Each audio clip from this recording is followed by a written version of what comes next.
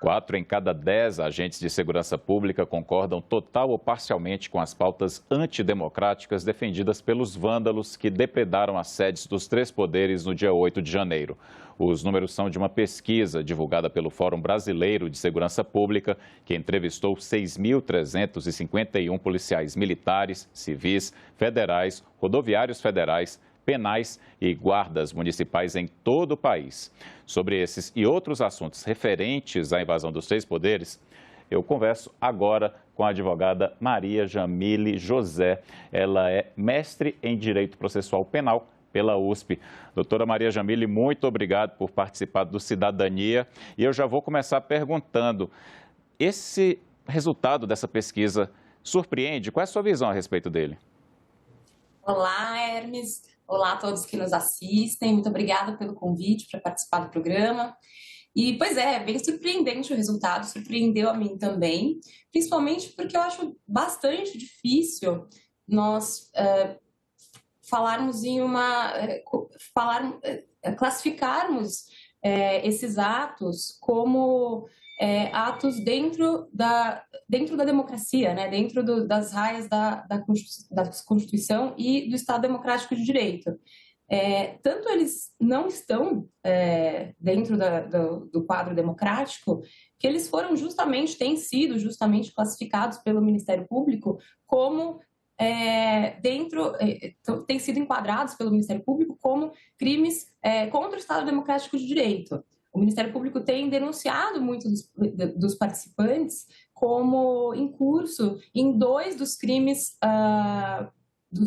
previstos na nova lei dos crimes contra o Estado Democrático de Direito, que são justamente os crimes da abolição violenta do Estado Democrático de Direito e do chamado crime de golpe de Estado.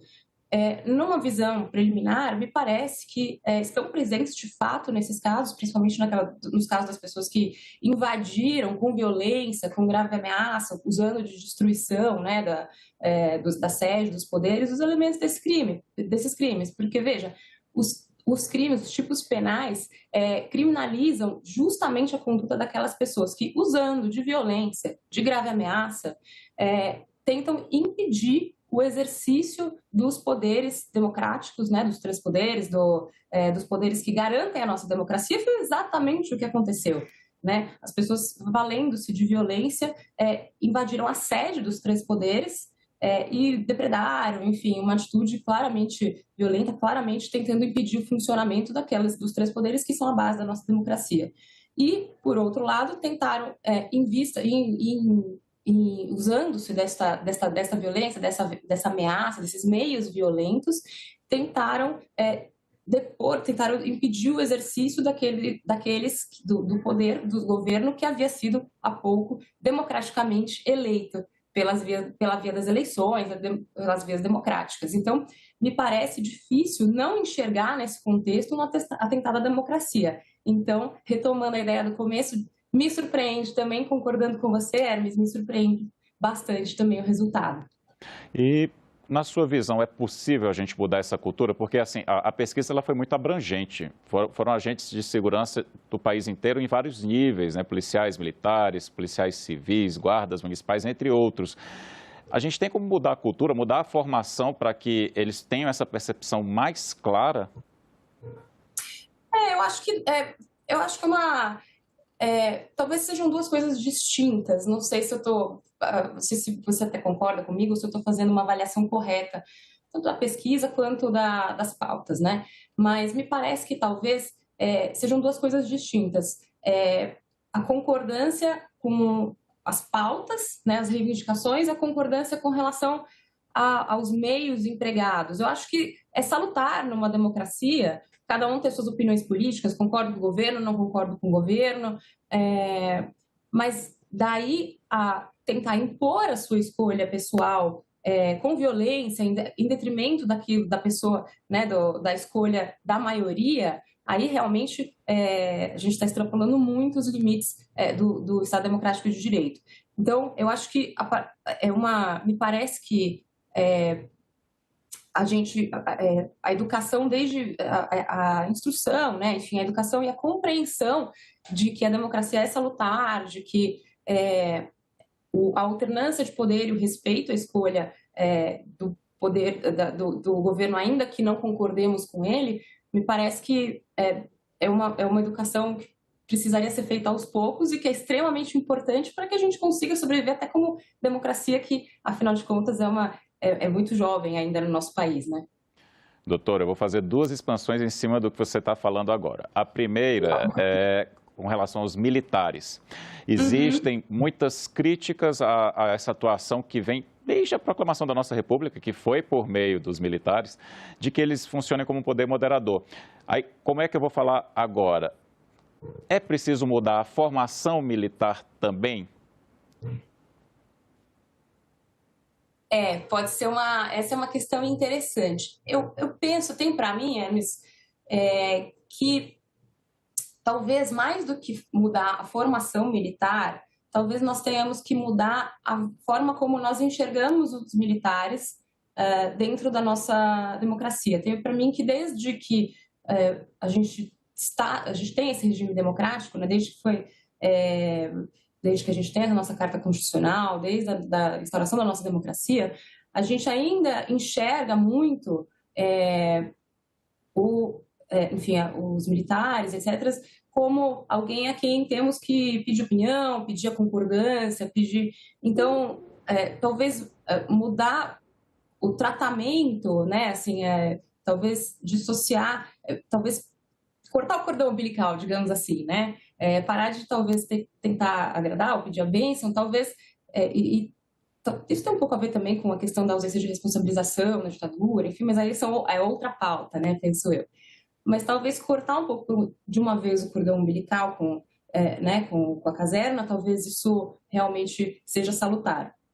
Doutora, e a segunda expansão você até começou a falar, né, que é essa mudança da cultura da sociedade brasileira em geral. E eu vou perguntar mais especificamente, falta uma formação mais cidadã para todos nós brasileiros em todas as esferas? Olha, tenho para mim que falta bastante. Acho que isso resolveria muita coisa para nós como país. É uma questão que, a meu ver, deveria haver um grande investimento em educação e cidadania, porque, enfim, é o que falamos lá atrás, né? Acho que educação realmente é a base de tudo e deveria haver um grande... Né? Acho que falta educação cidadã desde o princípio. Doutora, um ponto que você falou também há pouco, a questão, resgatando também a respeito de ter tido anistia logo após a ditadura e a nossa redemocratização, em 1985, mas agora existem também dois movimentos. Um movimento um pouco menor, que pede anistia para os militares que, porventura, estejam envolvidos nesses atos antidemocráticos, e outros agentes da cadeia de comando também na área de segurança. Na sua visão, você que estuda e tem um mestrado na área de Direito Processual Penal, é o caminho a seguir, uma anistia? Penso que não. Penso que não. Penso que nesse caso específico, anistia, aliás, como vimos, como tivemos exemplos históricos no nosso próprio país, acho que a anistia não resolve, pelo contrário, ela deixa feridas abertas. Então, nesse caso, seria importante a responsabilização e punição daqueles que atentaram, de fato, contra a nossa democracia. Doutora, e agora eu vou aproveitar seu conhecimento e vamos tentar aproveitar ainda mais seu conhecimento e vamos tentar ter uma percepção. Na sua visão, a nossa lei, ela pode ser melhorada para evitar situações como essa no futuro?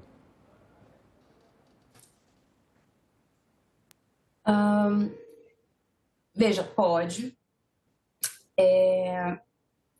Com certeza pode. Eu acho que nesse caso especificamente, o que houve foi uma grande falha generalizada, né, que já está sendo investigado, as causas e os motivos, mas com certeza existem falhas legislativas que devem ser supridas. Eu acho que nós temos um problema, e aí é um problema de política criminal que o Brasil vive há anos, desde sempre. Nós temos a tendência de fazer legislações penais de emergência, né, de legislar no calor do momento. E isso, porque a gente tem a tendência de achar que a legislação repressiva resolve né, o problema, enfim, que o direito penal, na verdade, resolve o problema. Dificilmente isso acontece. A gente tem vários exemplos aí, na lei de drogas, a legislação, o crime com pena altíssima feita pós pílula de farinha, lei de crimes hediondos, que não resolveram o problema, trouxeram outros problemas maiores, como população carcerária, enfim, e não, crime organizado, e não resolveram o problema originário. Então, penso que sim, a gente precisa aprimorar a legislação existente, porque existem várias falhas em técnicas investigativas, em lacunas em tipos penais, acho que sem dúvida. Mas a legislação a ser apresentada precisa ser feita com calma, a partir de estudo, a partir de uma análise aprofundada de onde estão as lacunas, de como podemos melhorar, até para que seja uma legislação eficiente, que de fato combata os problemas e a causa dos problemas, que crie técnicas legislativas que consigam efetivamente investigar, porque estamos falando aqui de uma criminalidade, complexa, né? Hoje a gente tem pessoas que se organizam dentro de redes sociais, de internet, na deep web. Então, assim, não é só você interceptar o telefone. Ninguém mais fala no telefone hoje em dia. A gente tem que pensar em técnicas investigativas que 10 anos atrás a gente não precisava. Então, se a gente lançar a mão de uma técnica investigativa que não se usa, que a gente usava 10 anos atrás, a gente não vai resolver o problema. A gente vai criar outros problemas, vai achar que está resolvendo o problema e não vai resolver nada. Então, assim, precisa ser feito um estudo, precisa ser entendido onde existem lacunas, quais as melhores técnicas para se investigar, resolver esse problema. E, se for necessário, criar novos tipos penais, se for necessário, agravar a pena para alguns dos tipos penais, mas frisando, com parcimônia, com estudo e não no calor do momento. Não estou falando que a gente precisa demorar 10 anos para criar uma nova lei, porque também a gente vai estar sempre atrasado. Acho que precisa ser rápido, precisa ser eficiente, precisa ser eficaz, mas precisa ser bem pensado. Vou fazer uma pergunta um pouco mais pessoal, doutora. Agora, cerca de 2 meses, né, a gente já consegue ver com mais calma, mas como a cidadã Maria Jamília José reagiu àquele 8 de janeiro? A Maria Jamília ficou profundamente triste e decepcionada e frustrada de ver isso acontecendo. Eu confesso que eu nunca havia imaginado, apesar dos alertas, né, de ter havido uma prévia um mês antes, né, de a gente sempre ver nas redes, mas a cidadã Maria Jamília não imaginava que chegaríamos a um ponto, chegaríamos a esse ponto e, assim, confesso que fiquei muito triste mesmo ao ver as imagens da depredação, ao ver o Supremo Tribunal Federal, onde eu trabalho, onde eu exerço minha função, onde eu sustento, onde eu, né, ver naquele estado, ver resquícios históricos, né, pedaços da nossa história sendo tratados daquela forma, pedaços da nossa arte sendo tratados daquela forma, me entristeceu demais. Acho que independentemente de opiniões políticas, independentemente de quem a gente preferia que estivesse no poder ou não, não consigo enxergar uma razão para se atuar, para qualquer pessoa agir daquela forma, ou eu não consigo enxergar isso como uma forma legítima de manifestar uma opinião política. Doutora, a gente não imaginava no início do ano, né, em janeiro, que essa pauta se tornaria uma pauta fundamental neste primeiro ano de um novo governo, de um novo Congresso Nacional.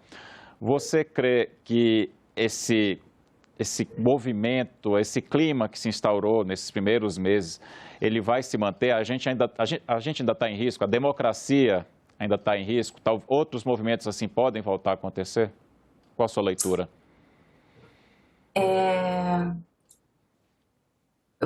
acho que a gente tem que se manter como diz a música, né? Preciso estar sempre atento e forte.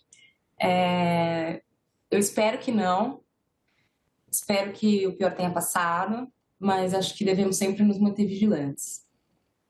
Seria a oportunidade de, como você sugeriu, doutora, repensar de uma maneira mais ampla a nossa legislação penal e processual penal, sem pressa, como você disse, não precisam ser 10 anos, lógico, mas assim, 1 ano, 2 anos, uma nova comissão, se debruçar, aproveitar essa oportunidade? Sem dúvida, sem dúvida. Há diversos pontos da nossa legislação que precisam de uma reforma.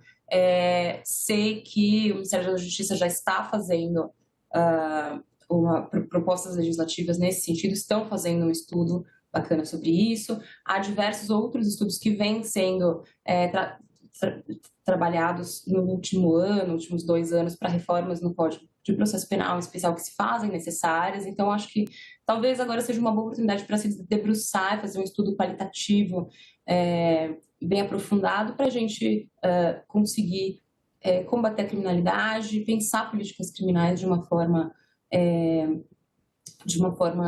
bem abrangendo todos os aspectos necessários, de uma forma bem aprofundada. Sei que o ministro Gino está com uma equipe muito qualificada ao seu lado e certamente fará um excelente trabalho nesse sentido.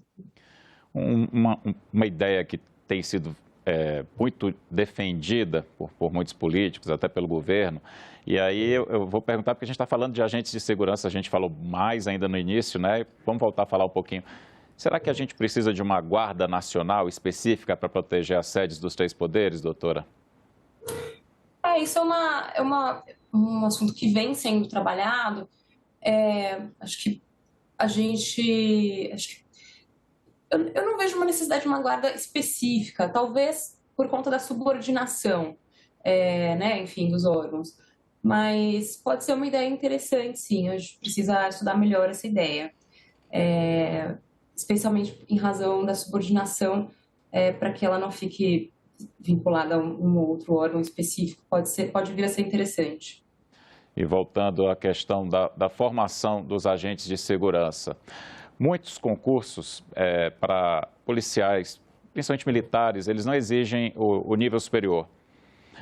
Na sua leitura, talvez isso ajudaria até a melhorar o nível da consciência cidadã e da consciência da nossa democracia e da importância da nossa democracia? Ou você crê que o ponto seja algo mais profundo, que não basta só melhorar a questão da formação, da graduação, da formação superior? Eu gostaria de pensar nessa pergunta fazer essa pergunta de uma forma inversa. Será que ao invés disso não seria mais interessante fazer com que as pessoas pensar no ingresso das pessoas, em aumentar o ingresso das pessoas no ensino superior? E aí sim formar profissionais mais qualificados dessa forma? Penso que, e aí, a partir disso, exigir o ensino superior, fazendo com que as pessoas ingressem, propiciando, melhor dizendo, o ingresso das pessoas na universidade, penso que seria uma pergunta mais interessante. E aí sim forneceríamos educação de qualidade e formaríamos profissionais mais qualificados ao final do dia. Sim, faz sentido. Responder com a pergunta, já dando na pergunta a resposta. Mas, doutora, eu penso que a gente pode buscar caminhos, né? E a senhora apresentou o caminho fundamental, que desde o início, que é o caminho da educação. Agora, vamos lá, na prática, como seria? Vamos pensar assim, educação nunca é a curto prazo, vamos pensar a médio prazo. Como formar essa nova força policial como um todo, esses novos agentes de segurança? Qual é o caminho? Vamos pensar especificamente, vamos ser práticos. Médio prazo. Acho que não tem segredo, Hermes. Enfim, educação, formação, investir na formação, na carreira dos policiais. Formação em direitos humanos, por exemplo, assim, mais disciplinas de humanas. A senhora é formada em direito, é mestre em direito, né? Estudou muitas disciplinas de humanas, eu, jornalista também. Muitos profissionais de outras áreas, não. Seria importante ter mais disciplinas que abrangessem esse caminho de humanidades, dos direitos humanos em geral? Sim, acho que seria. Mas também eu penso um pouco também na questão mais prática, sabe? É, acho que investir materialmente, talvez, na carreira, porque em muitos casos a carreira de policial é muito desvalorizada financeiramente falando mesmo. Os salários são muito baixos. É, enfim, acho que uma valorização da carreira em termos financeiros também pode ser interessante para que a pessoa possa construir uma vida né, mais interessante, ter mais acesso à cultura, mais acesso à formação e se sentir mais valorizado mesmo, né? As pessoas, muitos policiais trabalham em condições muito ruins, materialmente falando, são muito mal remunerados, como eu falei. Então, acho que a formação dos policiais é um assunto interessante, mas também a valorização, a remuneração da categoria, acho que merece um olhar atento. Verdade, doutora. Aí você falou e fiquei pensando, uma melhor remuneração, a melhor estruturação da carreira como um todo, são vários caminhos, né, a serem percorridos. Doutora, a gente está quase chegando já pertinho dos últimos minutos do programa, está perto de encerrar, mas eu queria que você fizesse uma leitura, um balanço, na sua visão, do que representou o 8 de janeiro para a história do nosso país, né, no seu olhar de pesquisadora, de advogada, e se ele é um divisor de águas na nossa história. Mas acho que é um divisor de águas no sentido de que é uma coisa para que não se algo para não se repetir. Acho que como eu disse, foi um episódio muito triste, muito lastimável mesmo, algo para se lamentar e algo para que a gente sempre se lembre. Não vejo como algo para se esquecer, mas vejo isso algo ao contrário, algo para se lembrar. Que não nos esqueçamos dessa data e façamos todo o possível para que ela não se repita. Acho que, e até nesse sentido, acho que foi bastante interessante a iniciativa do Planalto de construir um memorial, de exibir os objetos quebrados, os que não puderam ser restaurados ou os que foram restaurados em parte, enfim, mas de não escondê-los, né, de não guardá-los, não jogá-los fora, enfim, mas sim de exibi-los no Palácio, para que todos o vejam, para que todos lembrem e para que isso não se repita. Em menor escala seria como o Museu dos Direitos Humanos em Santiago, no Chile, por exemplo. Perfeito, exato. Doutora, que mensagem a senhora deixaria para aquela pessoa que está assistindo em casa, seja agente de segurança ou não, mas que ainda não percebeu que aqueles atos foram atos que atentaram contra a democracia brasileira? Eu pensaria que acho que talvez uma ideia bacana talvez seja bacana a pessoa, cada uma dessas pessoas, cada um de nós, se perguntar se a gente gostaria que isso acontecesse na nossa casa, com as nossas coisas. Porque o que foi destruído, o que foi quebrado, invadido, na verdade são coisas nossas, né? São coisas enfim, são coisas que pertencem a cada um, né? Foram comprados com os nossos impostos, com o nosso dinheiro, é patrimônio nosso, é patrimônio de cada um. Então, é como se tivesse acontecido dentro da nossa casa. Foi quebrado lá o relógio, foi destruído o relógio, é como se tivessem quebrado o meu celular, o meu computador, a minha caneta.